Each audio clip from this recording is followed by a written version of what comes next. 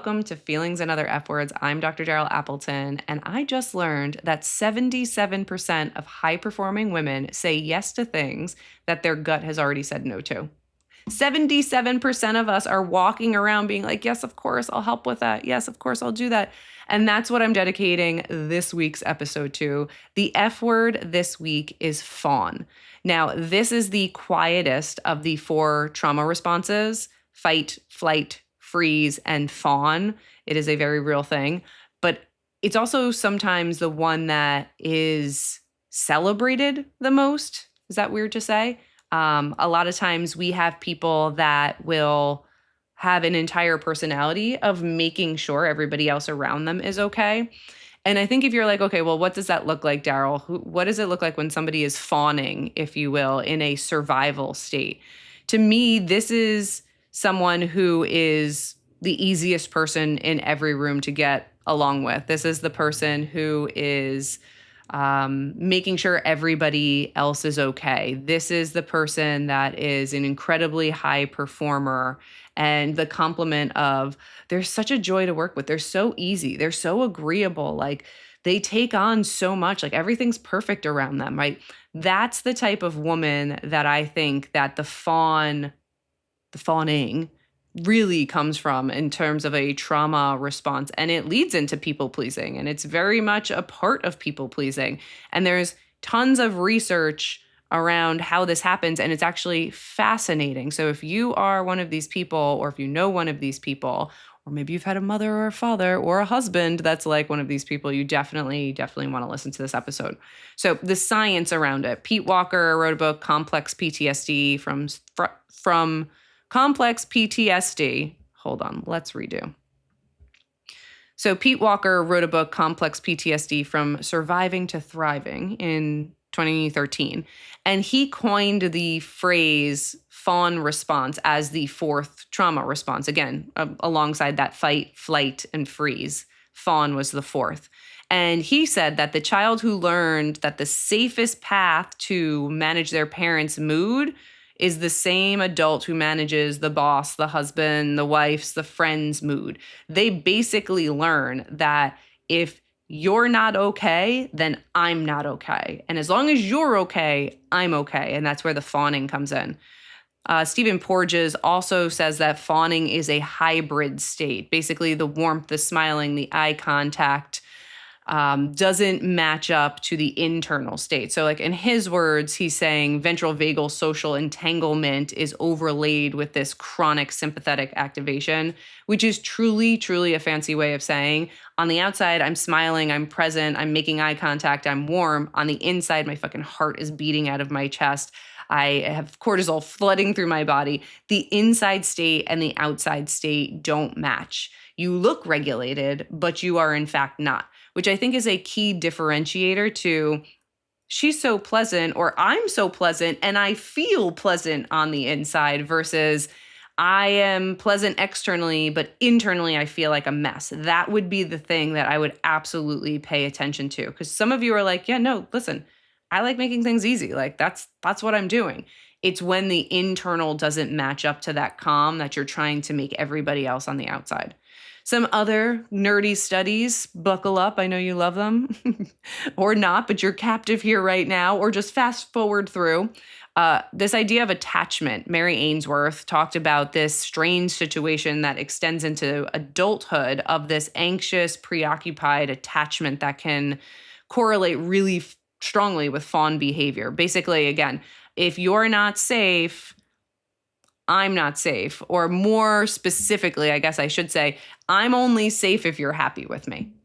I cannot possibly be safe if you're upset with me. And that doesn't necessarily mean abuse in like the most physical form, or it could even be perceived safety. I don't feel safe even though nothing has ever happened to me, or I actually literally am not safe. And I think that's really interesting that that fawn behavior comes out, or that fawn trauma response comes out. And then the final one that I found was this tend and befriend, which I think is fascinating. And Shelley Taylor out of UCLA in the early 2000s found that female stress response in many studies isn't fight or flight. It's truly affiliative. It's this idea that I am going to tend and befriend you. I am going to, it's emotional, it's evolutionary adaptive, right? I am going to find the person that I need to align with, and I'm going to align with them so I am not then the victim or on the other end, receiving end of unhealthy behavior, which is why we see in school systems, especially with girls, boys will like physically fight it out, but girls tend to use gossip or bullying in a very emotional way. And it comes a lot of times from this tend and befriend as a coping mechanism or as a fight, flight, freeze, or fawn trauma response in the fawn category. But really, as I was reading all of this, and this came from a personal thing that's happening. I don't think they would love for me to share it, but there's somebody very close in my life that I think absolutely has these tendencies, and we talk about it a lot, this tendency to fawn and feeling particularly unsafe, but being very pleasant on the outside. If you know me, you probably know exactly who I'm talking about, but I will keep them anonymous for now, out of respect for the pod and for them. But it really got me thinking that if your nervous system has been mistaking appeasement for safety for 40-something years, 30-something years, what is the cost? Like, what truly is the cost of that? And is there a way out? And I think really and truly, like, the pattern in the wild is there's a yes that comes out of your mouth before your brain has even caught up. There is the over-explaining of the no, of why we can't come, why I'm not doing it the way that you want. And there's this over-explanation other than like, no, unfortunately, like that's not the path I'm taking. You know, the apology in the email that you did nothing wrong to. The way that people are constantly surveilling and reading the room. One of my very good friends is a chief of police over here in Rhode Island, and he talks about he's always on kind of like, not high alert, but like a yellow alert when like scanning and looking, like it's just part of training. People with a fawn trauma response or any trauma response are constantly surveilling in a room before they've even sat down to like gauge the temperature or to understand like what's safe or not safe. And this comes from, again, that trauma response of capital T or lowercase t trauma. And what it leaves, in my opinion, is somebody that is bone tired. Right. And it could be I'm exhausted after a weekend of like, quote unquote, fun that I organized for everybody else. And I tried to keep everybody else happy and didn't care myself. This is beyond the tiredness of being a good hostess. This is like I had to make sure everyone was okay, even if I wasn't. And again, like think about being a parent. Like this is kind of classic. And there's a time and a place for that. But if it's constantly running, I think there's an issue there. Now, okay, what do we do about what the F do we do about this? For me, there's some really tangible things that should happen and can happen. Number one is the 3-second rule. You do not say yes automatically. Do not do it. I will come. I will karate chop your phone out of your hand before you put it in your calendar. Do not say yes. Take a 3-second pause. And if you can, I want you to say, let me get back to you. I have a paper calendar at home. When I tell you, hold on, let me hold up. I have one of many paper calendars.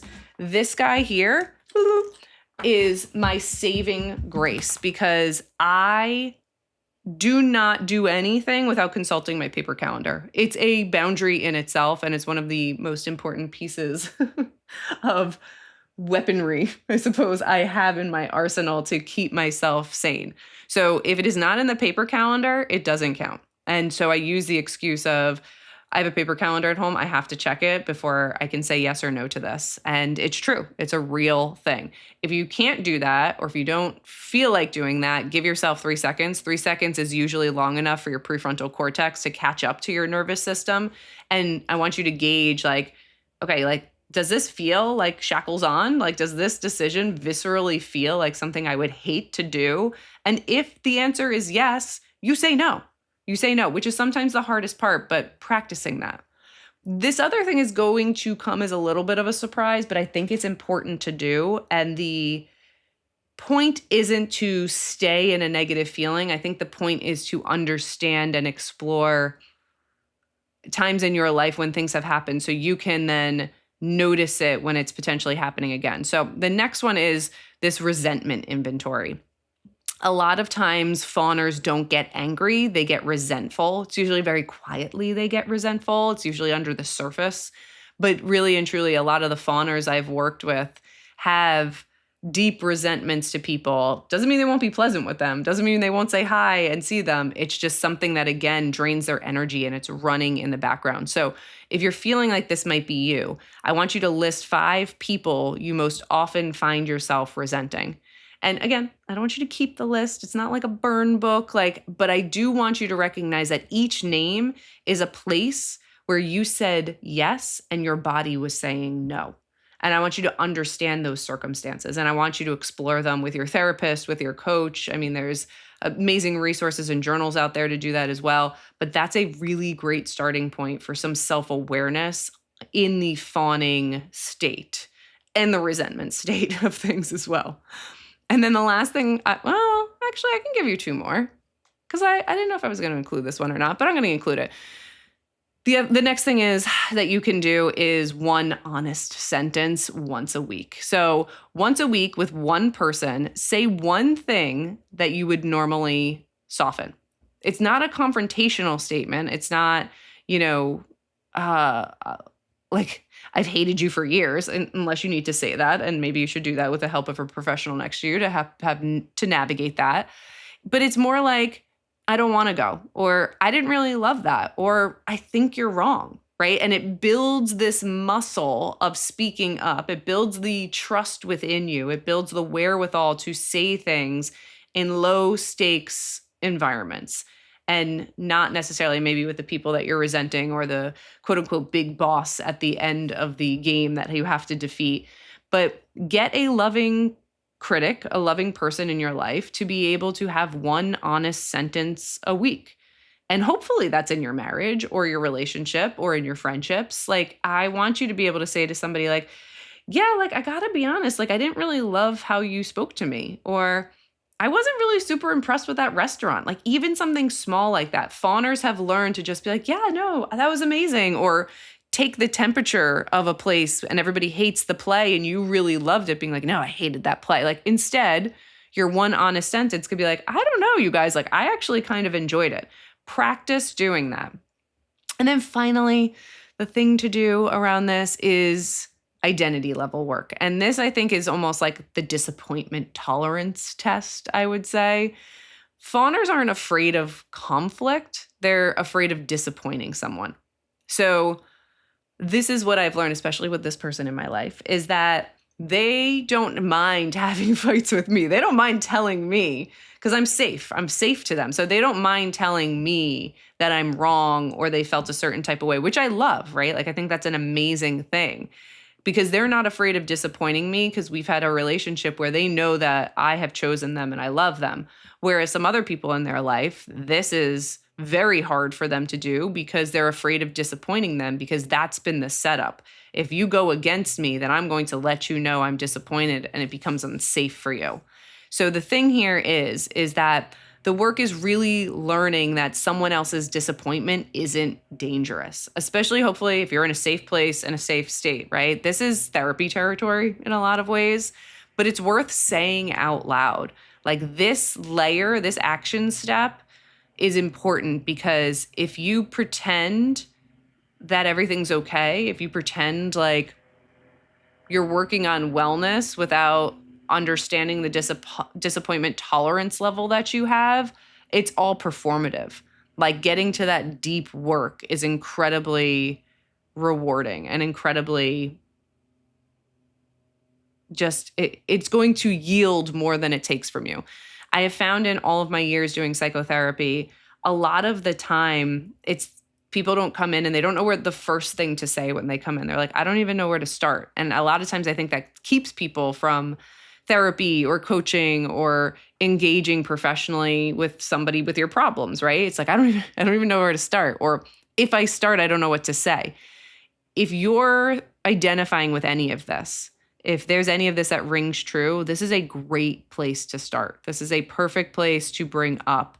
And by doing some of these things that I have mentioned, whether it's understanding your disappointment tolerance, whether it's that one honest sentence or resentment inventory or that 3-second rule of learning to say no and trust your body a bit more, you have a great starting place of like, this was really difficult for me, or I'm finding a pattern come up with my parents over and over. Like, I'm okay with everybody else and disappointing them, but not my parents, and it's causing friction in my relationship, right? Like, whatever it is, but it allows you inventory to go off of, which is why I am such a big fan of assessments, right? Not all assessments are created equal, but I'm a big fan of them, and I use them a ton I used them when I was doing therapy, but especially now in coaching, of really diving in and digging into patterns of behavior or understanding what people are saying versus what they're meaning, or really highlighting, you said everything was okay, but your face completely changed, right? Those types of things really help me understand and like dig into what a person might not even recognize in themselves or what they're trying to maybe conceal in that moment. And my job is to get you to be everything you want to be and more by doing that deep work and getting things on the table and moving you forward, right? And some of the deeper work is obviously therapy work, but at least in the coaching capacity, there are patterns, there are things that we need to be incredibly aware of. And that's why it's meaningful for leaders, for teams. It's an incredibly rewarding thing.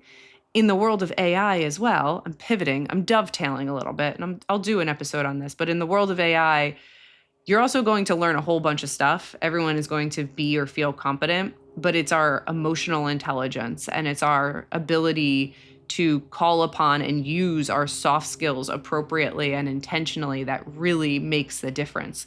So if there is some trauma responses that you're hiding behind and it's impacting your relationship, your job, avoiding them doesn't make it any better. Finding ways or situations where they don't apply is not actually helping, because there will be somebody that will trigger you. There will be a situation where it will come up again.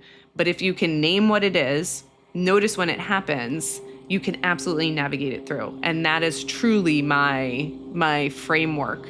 And don't worry, I'm coming out with assessments. I am putting all that out there. I think it's time that my brain needs to be a little bit more accessible. So check out drdarylappleton.com. Sign up for the newsletter for more news on that. And I'm also launching some group coaching, and we'll be talking about things like fawning. We'll be talking about things that come up, especially in the coaching capacity.